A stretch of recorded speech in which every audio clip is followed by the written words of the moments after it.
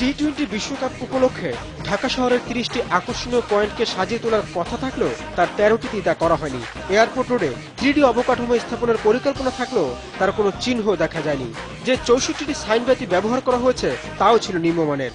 আর তাই কাজের নামে এভাবে যারা রাষ্ট্রের টাকা নয়ছয় করেছে তাদের জবাবদিহির আয়তায়ানের তাগিদ দিলেন নগরবিদরা। বাংলাদেশের অর্থ ব্যয় যারা করেন বা অর্থ অনুমোদন করেন তারা অসম্ভব রকম পছন্দ করেন রিপেয়ার ওয়ার্ক, রেনোভেশন ওয়ার্কে সবচেয়ে বড় ব্যাপার হলো যে আমি 6 ইঞ্চি বাই 6 ইঞ্চি রিপেয়ার করে কিন্তু 600 ফিট বাই 600 ফিটের বিল নিতে পারি। সো এই কাজগুলির সাথে আমরা অসম্ভব রকম আনন্দ পাই।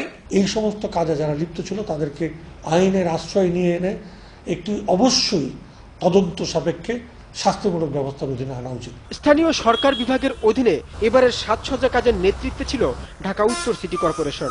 তবে বিদেশিদের কাছে বাংলাদেশের ঐতিহ্য তুলে ধরতে কোনো স্থায়ী স্থাপনা নির্মাণের পরিকল্পনা ছিল না প্রতিষ্ঠানটির। সত্যিকার অর্থে টি-20 পরে ঢাকা শহরকে কি আমরা বলতে পারি যে এখানে কিছুদিন আগে টি-20 হয়েছে এবং এই জিনিসগুলি টি-20 পরিণতির কারণে আমরা পেয়েছি, আমরা এটা উপভোগ করছি, এরকম কিছুই নাই। অর্থাৎ টাকা খরচ হয়নি, টাকা লোপাট হয়ে গেছে। পরিকল্পনাটা হচ্ছে how to spend money, not only that ওই টাকাটা আমার এবং আমার পরিচিত জনের পকেটে আমি কিভাবে দেব। পৃথিবীতে যে কোনো দেশে যে কোনো ধরনের উৎসব অথবা প্রতিযোগিতামূলক আন্তর্জাতিক মানের জন্য যদি ক্রীড়া অনুষ্ঠান, সাংস্কৃতিক অনুষ্ঠান হয়, এটিকে কেন্দ্র করে সেজে ওঠাটা যেন একটি দীর্ঘস্থায়িত্বের সেজে ওঠা হয়। বিষয়টি মেনে নিয়ে ভবিষ্যতে নগর সৌন্দর্য পরিকল্পনায় বিশেষজ্ঞদের অন্তর্ভুক্ত করার আশ্বাস দিলেন এই কর্মকর্তা। যারা নগর পরিকল্পনা করেন এবং নগর পরিকল্পনার সাথে অতীতে ছিলেন বা চিন্তা ভাবনা করেন, আমি তাদেরকে আহ্বান জানাবো তাদের কোনো প্রস্তাবনা, তাদের কোনো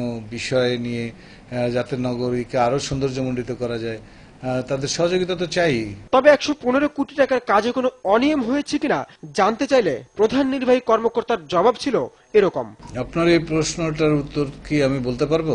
আমরা ১১৫ কোটি টাকার এই কাজটি সময় স্বল্পতার জনিত কারণে বাংলাদেশ সেনাবাহিনীকে পুরো কাজটি করার দায়িত্ব দিয়েছিলাম এবং বাংলাদেশ সেনাবাহিনী তাদের কাজগুলো করেছে এবং সুন্দরভাবে এটি তারা করেছে বলে আমরা দেখেছি। কোথাও অস্বচ্ছতা হয়েছে তো আমাদের চোখে পড়েনি।